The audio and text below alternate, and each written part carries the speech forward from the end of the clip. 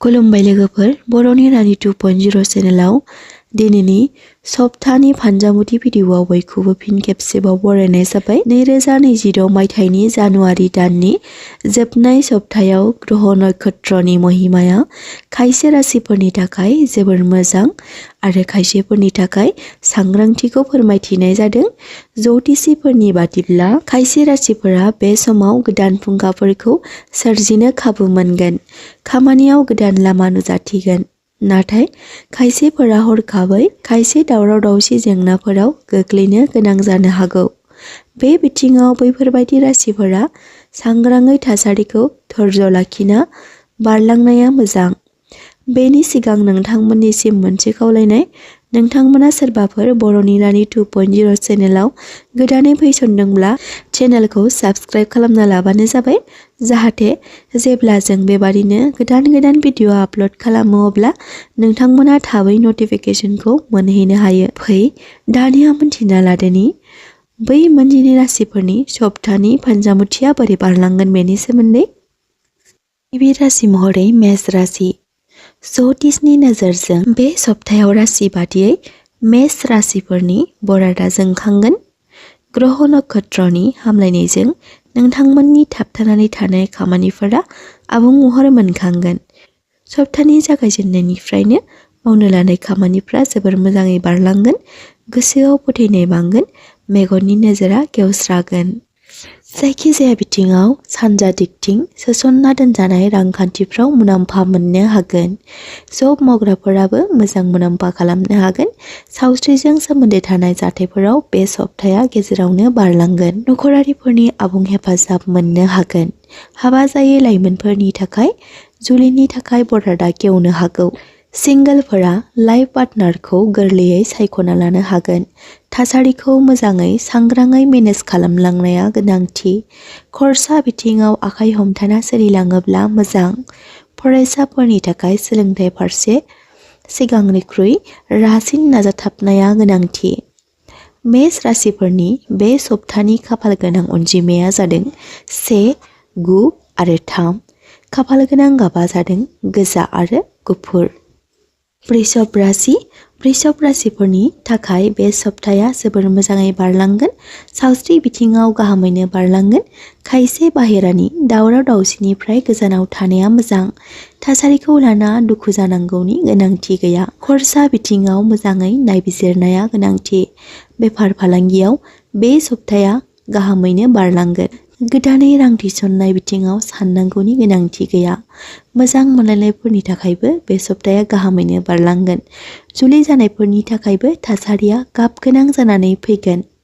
बे सप्तानि जागायनायाव नोंथांमोननि बरादा जोंखांनो हागौ। खामानि फारसे गेदेरफोरनि हेफाजाब मोनगोन। जब बिथिङाव सेनियरफोरनि मदद मोननो हागोन। आय बांहोनो हागोन। फरायसाफोरनि थाखायबो बे सप्ताया गाहामैनो बारलांगोन। खस्थ'नि गोदै फिथाइखौ मोननो हागोन। नखराव अनज्लायनाय फैगोन। वृषभ राशिफोरनि बे सप्तानि खाफाल गोनां अनजिमाया जादों 6 आरो 5। खाफाल गोनां गाबा जादों गोथां आरो गुफुर। मिथुन राशि। मिथुन राशिफोरनि थाखाय बे सप्ताया गाहामैनो बारलांगोन। सावस्रि बिथिङाव सिगांनिख्रुइ हामसिनै बारलांगोन। नोंथांमोना गोबाव समनिफ्राय बबेबा बेरामाव गोग्लैना दंब्ला बेनिफ्राय रैखा मोननो हागोन। गाहामैनो बारलांगोन। धोननि बेलायाव सानै हयै खरसा खालामनाया गोनांथि।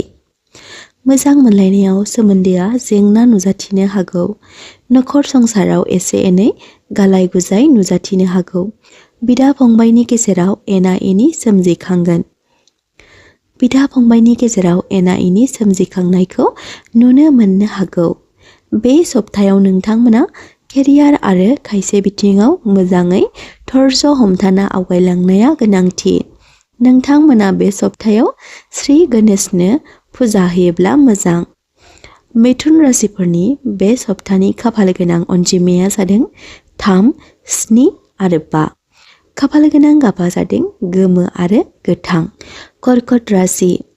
कर्कट राशिफोरनि थाखाय बे सप्ताया जोबोर मोजाङै बारलांगोन। गोसोआव गोबाव समनिफ्राय जाखांनाय साननायफोरा फिथाइ थायनो हागौ। बेबादिनो जायखिजाया खामानि बिथिङाव गोसोखौ खुसि मोनखांगोन। नोंथांमोना बे सप्तायाव गासै खामानिखौ नाजाथाबनाया गोनांथि। सावस्रि बिथिङाव सांग्रां थानाया मोजां। जायखिजाया बेमार खामारनिफ्राय बारग'नो थाखाय ब्याम आरो जौगा खालामनाया गोनांथि। थासारिया बे समाव गाहामैनो बारलांगोन। गोसोनि लुबैनाय बादि धोनफोरा बाहायजागोन। फालांगियारिफोरा बेफार फालांगियाव मुलाम्फा खालामनो हागोन। फरायसाफोरनि थाखाय बे सप्ताया गाहामैनो बारलांगोन। जुलि जानायफोरा नखर संसाराव दावराव दावसिनिफ्राय सांग्रां जानाया मोजां। कर्कट राशिफोरनि बे सप्तानि खाफाल गोनां अनजिमाया जादों 2 आरो 9 आरो खाफाल गोनां गाबा जादों गुफुर। सिंह राशि। सिंह राशिफोरनि थाखाय बे सप्तायाव सांग्राङै आवगायलांनाया मोजां। सावस्रि बिथिङाव सांग्रां जानाया मोजां। जायखिजाया जानाय लोंनाय बिथिङाव नोजोर होनाया गोनांथि। सोलिबाय थानाय थासारियाव सांग्रां जानाया मोजां। जायखिजाया फैसा सोसननाय बिथिङाव मोजाङै नायबिजिरनाया गोनांथि। बेफार फालांगिनि थाखाय बहाबा दावबायनो थांनो हागौ। जब मावग्राफोरा लाब मोननो हागोन। हायार एजुकेशननि फरायसाफोरा अभार कनफिडेन्सनिफ्राय सांग्रां जानाया मोजां। मोजां मोनलायनाय फारसे मोजां बारलांगोन। जुलि जानायफोराबो नखरखौ मोजाङैनो दालांनो हागोन। जायखिजाया खामानि बिथिङाव गोबाव समनिफ्राय जेंना नुजाथिना दंब्ला बेयो उदां महर मोननो हागौ। गोबां खामानि बांनायनि थाखाय गोसोखौ मेंग्लिनाय मोनखांगोन। सिंह राशिफोरनि बे सप्तानि खाफाल गोनां अनजिमाया जादों 1 आरो 5 आरो खाफाल गोनां गाबा जादों खमला गाब, मेरुन आरो सना गाब। कन्या राशि। राशि बादियै कन्या राशिफोरनि थाखाय बे सप्ताया मोजाङैनो बारलांगोन। बे सप्तायाव नोंथांमोननि खामानिनि नारसिनथाया बांनो हागौ। आखलखौ सोलायनाय मोनखांगोन। जायखिजाया खामानि फारसे गावबा गावनि रागाखौ दबथायनाया गोनांथि।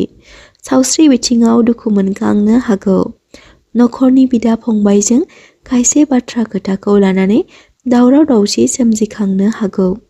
समाजारि बिथिङाव गावनि मान सन्मानखौ रैखाथि होनाया गोनांथि। दिनैनि सानाव नोंथांमोना गावबा गावनि खुगाखौ सामलायनाया गोनांथि। फरायसाफोरनि थाखाय बे सप्तायाव गाहामैनो बारलांगोन। नोंथांमोना दिनैनि सानाव गावनि खुगाखौ हमथाना बाथ्रा बुंनाया गोनांथि। नङाब्ला गुबुनफ्रा बेखौ गाज्रि मुं सुनो खाबु लानो हागौ। खुगायाव आलादा आरो गोसोआव आलादा सुबुंनिफ्राय सांग्रां थानाया मोजां। कन्या राशिफोरनि बे सप्तानि खाफाल गोनां अनजिमाया जादों 3, 6 आरो 5 आरो खाफाल गोनां गाबा जादों गोथां। तुला राशि। बे सप्तायाव तुला राशिफोरनि थाखाय गोबाव समनिफ्राय जेंना जानानै थानाय खामानिफोरा आबुं महर मोनगोन। बे समाव नोंथांमोना बाहेरा एबा नखराव हेफाजाब मोननो हागोन। बे समाव नोंथांमोना बाहेरायाव एबा नखरनि सुबुंफोरनिफ्राय हेफाजाब मोननो हागोन। जायनि थाखाय केरियार आरो खामानि मोन्नैबो बिथिङाव जौगासारनाय मोननो हागोन। जायनि थाखाय गोसोखौ खुसि मोनखांगोन। जायनि थाखाय केरियार आरो खामानि मोन्नैबो बिथिङाव जौगासारनाय मोननो हागोन। गोसोखौ खुसि मोनखांगोन। थासारिनि नुथायजों बे सप्तायाव नोंथांमोना रैखाथि मोननो हागोन। जब मावग्राफोरा आय बांहोनो हागोन। सप्तानि गेजेराव फैसा सोसननाय खामानिफोरखौ मावफुंनो हागोन। नखराव मोजां खामानिफ्रा मावफुंजानो हागौ। तुला राशिफोरनि बे सप्तानि खाफाल गोनां अनजिमाया जादों 6 आरो 8 आरो खाफाल गोनां गाबा जादों गुफुर आरो गलाब। वृश्चिक राशि। बे सप्तायाव वृश्चिक राशिफोरनि थाखाय खस्थ'नि गोदै फिथाइ मोननो हागोन। नोंथांमोना बे सप्तायाव गावबा गावनि खुगाखौ सामलायनाया गोनांथि।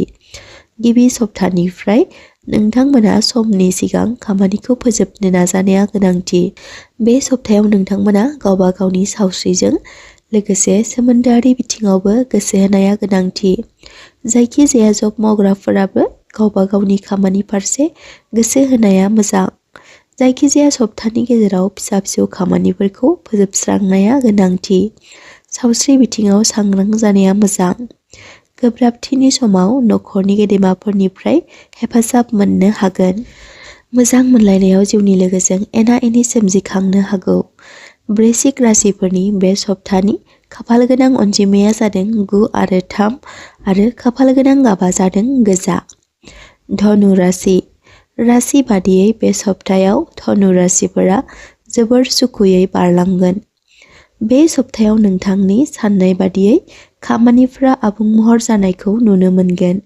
गोसोआव मोजां साननाय हनायफ्रा आबुं महर मोनखांगोन। सोमोन्दो आरो सावस्रि मोन्नैबो बिथिङाव मोजाङै बारलांगोन। लोगोफोरनिफ्राय हेफाजाब मोननो हागोन। सप्तानि जागायजेननायाव खामानिनि थाखाय बहाबा दावबायनो थांनो गोनां जानो हागौ। नखराव मोजां खामानिफ्रा मावफुंजानो हागौ। बुंनो थाङोब्ला बे सप्तायाव नोंथांमोननि नखराव गोजोनै बारलांगोन। जब मावग्राफ्रा गावबा गावनि खामानिखौ मोजाङै फोजोबस्रांगोन। हा हुनि जेंनाफोरा जोबस्रांनो हागौ। थासारिया गाहामैनो बारलांगोन। थाबथानानै थानाय फैसाफोरखौ मोनफुंनो हागोन। मोजां मोनलायनायाव मोजां गाज्रि मोन्नैबो बिथिङाव बारलांगोन। धनु राशिफोरनि बे सप्तानि खाफाल गोनां अनजिमाया जादों 3 आरो 5 आरो खाफाल गोनां गाबा जादों गोमो।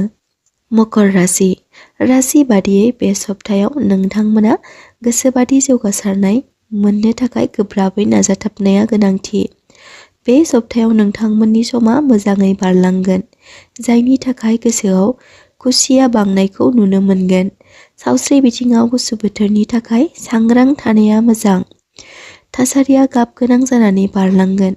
थाबथानानै थानाय फैसाफोरखौ मोनफुंनो हागोन। बेफार फालांगियाव मुलाम्फा खालामनो हागोन।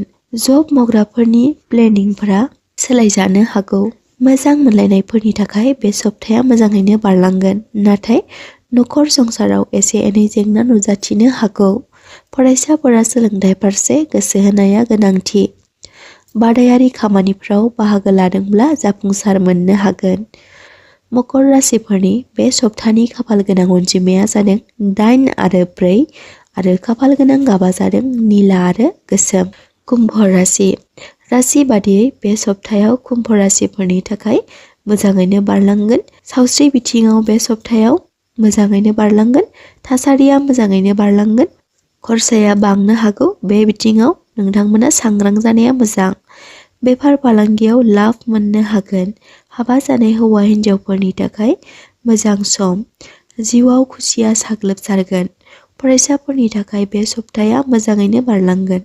जौगासारनाय मोननो हागोन। गोसोनि साननाय खामानिफोराव आबुं महर मोननो हागौ। मोजां मोनलायनाय बिथिङाव जेंना नुजाथिनो हागौ। बेफार फालांगियाव मोजाङै बारलांगोन। कुम्भ राशिफोरनि खाफाल गोनां अनजिमाया जादों 8 आरो 4 आरो खाफाल गोनां गाबा जादों फान्थाव गाब आरो निला। मीन राशि बे सप्तायाव मीन राशिफोरनि थाखाय जोबोर मोजाङै बारलांगोन। बरादनि हेफाजाबजों गोसोआव मोजां गोहो बोलोआ साग्लोबसारगोन। खामानि फारसे जौगासारनाय मोननो हागोन। सुथुरफोरनि खुगानिफ्राय बाख्नायजानाय मोननो हागोन। जायखिजाया बे सप्ताया नोंथांमोननि थाखाय गोदै फिथाइ थायगोन। जुलि जानाय हौवा हिन्जावनि गेजेराव गोरोबलायनाय फैगोन। आइजोफोरा धोरोमारि खामानिफोराव गोसो जगोन। खामानिफोरा सिगांनि बादिनो सोलिबाय थागोन। बैसो जानाय सुबुंफोरनि अनसायनाय मोननो हागोन। मीन राशिफोरनि बे सप्तानि खाफाल गोनां अनजिमाया जादों 7 आरो 3 आरो खाफाल गोनां गाबा जादों गोमो आरो लैथो गाब। सप्तानि फानजामुथि भिडिअखौ जाय बिथांमोना जोबजासिम नायजोबलांबाय बिथांमोननि थाखाय आंनि गोसो गोरबोनिफ्राय हाजासे अननाय आरो सिबिनायखौ बावहरनाय जाबाय। आरो नोंथांमोना बे भिडिअखौ नोंथांमोननि लाइफआव एसेब्लाबो इउजफुल मोनबायब्ला नोंथांनि लोगो आरो जाथि खुरमाफोरनोबो भिडिअखौ शेयार खालामलायब्लानो जाबाय।